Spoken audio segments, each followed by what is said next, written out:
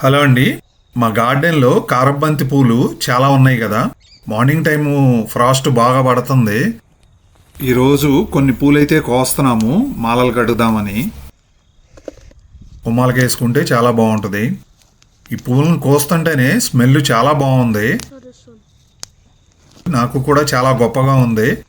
ఇండియాలో ఉండేవి ఇట్లా ఆస్ట్రేలియాలో ఈ బంతి చెట్లను పెంచుతున్నామంటే చాలా హ్యాపీ. ఈ ఆనందం ఎంత డబ్బులు పెట్టినా రాదండి. గార్డెన్కి కూడా ఎంత హెల్ప్ చేస్తున్నాయో ఇవి.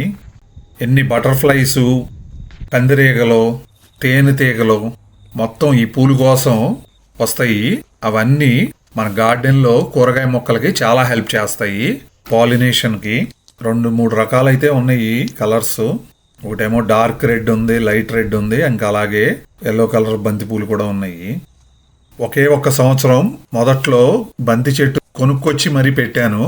ఇంకా ఆ తర్వాత నుంచి ఎండిన పూలు నేల మీద రాలిపోయి ప్రతి సంవత్సరం సమ్మర్ స్టార్టింగ్లో మొలకలు వస్తున్నాయి. చాలా హ్యాపీ. బంతి తోటలాగానే ఉంటుంది మొత్తం చూస్తుంటే.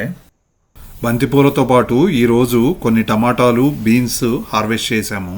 ఇంకా తర్వాత ఈ కోసిన బంతి పూలన్నీ మాలలు కట్టి గుమ్మాలకి పెట్టుకున్నాము. చాలా అంటే చాలా అందంగా ఉంది.